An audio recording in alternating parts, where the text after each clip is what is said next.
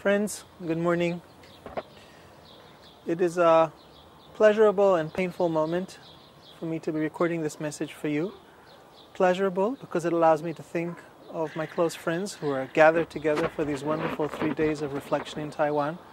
Painful because I would like to be with all of you, and unfortunately, as I'm about to explain, I can't make it. I want to first of all acknowledge Dharma Master, his hospitality, his vision, and his continuing partnership in a variety of projects, and of course in the Elijah Board of World Religious Leaders. Without Dharma Master's leadership, we wouldn't be gathered at this event today, having the kinds of discussions we are having. I want to acknowledge all those present, at least those I know of, Guruji, Jonathan Weber, my co-UNESCO chair, Maria, who represents Elijah and the museum, and all the other scholars and friends of many years. I would so love to be with you today. UNESCO, whose sponsorship the Elijah Interfaith Institute brings to this event, is at the forefront of trying to bring together the different religions in a space of neutrality. And it is my honor to be able to represent and to offer UNESCO sponsorship for this particular event. Why then am I not with you today? I'd like to answer that question in relation to the theme of globalization and spiritual traditions. And I'd like to contextualize that in relationship to sacred time and sacred space. Globalization means that somehow the whole world has become one small world. We work on a 24/7 kind of routine, always available, always working, always pushing forward in a world that's becoming smaller and smaller. But our spiritual traditions teach us of the importance of time and space, holy time and holy space. And it is because of an understanding, my spiritual practice of holy time and holy space that I can't be with you today. You may know that only yesterday, Jewish people finished celebrating the Feast of Pentecost that commemorates the receiving of the Torah at Sinai, commemorates a 50-day-long spiritual process of purification and transformation. It was biblically one of the 3 times of the year when all Jews came together to make a pilgrimage to Jerusalem. And I am of Jerusalem, and my heart is of Jerusalem. And therefore, I make it a point to spend all the festivals in Jerusalem. So this conjunction of sacred time and sacred space means that for the Feast of Shavuot, as for other feasts, it's always important for me to be here in this holy city, hallowed by all 3 religions, but as part of my own spiritual celebration as a Jewish person. And because of that, it was simply impossible for me to be able to get the plane to make it on time to deliver this opening message. But this is not something that the religion mandates. This is a kind of internal spiritual discernment, my own spiritual calling. We have with us a close friend and a co-religionist and a co-UNESCOite, if you will, Jonathan Weber. And he spent Shavuot in Taiwan. So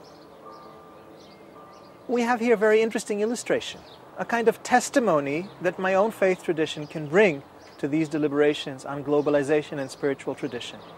Because we Jews have been practicing globalization for 2,000 years through diaspora, through exile. By being present in multiple places, we've had to learn how to be our own, ourself, to maintain our identity, and yet to be fully present in different times and circumstances. So Judaism offers a very interesting kind of balance between those Jews who, like myself, are grounded in space and see the conjunction of holy space and holy time coming together, and other Jews, equally legitimate, who carry with them the diasporic experience, where sacred time becomes more powerful than sacred space, and because of the sanctity of time, can be practiced anywhere, not only in sacred space. So even my own little apology on why I can't be with you already offers a small testimony to the kinds of thinking that I hope will take place in the coming days. Thinking about what it means to be faithful to tradition and at the same time open to the other. What it means to draw from the well springs of our traditions, the different kinds of experiences that can be relevant for today, and simply offering this dual testimony coming from the Jewish practice that on the one hand means that I can't be with you because of my form of practicing my religion, while at the same time knowing that my tradition is going to be well represented by another colleague I trust. There is a concept I would like to recommend to your consideration in the context of the coming deliberations.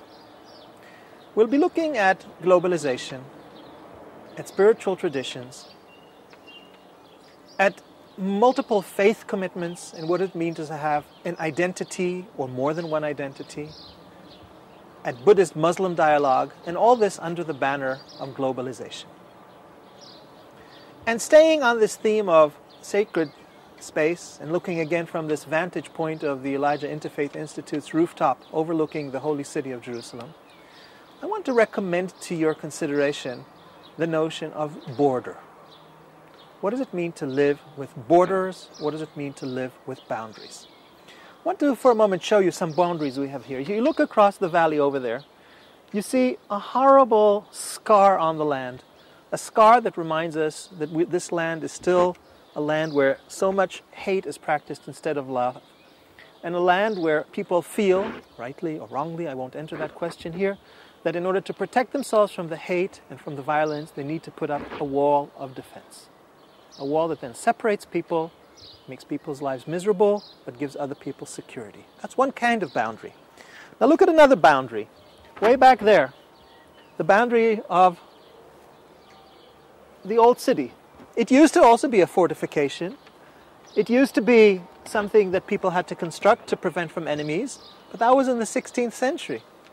Today we find it quaint, we find it beautiful, we find it something we want to visit. It stands out as something of beauty, class, and character. But in essence, this is a wall, and this is a wall. In some way, they both serve the same function, and yet everything has been transformed because time, perspective, contexts end up redefining things. And in important ways, what we are about to engage in the coming days, and I include myself in this we, even though I won't be physically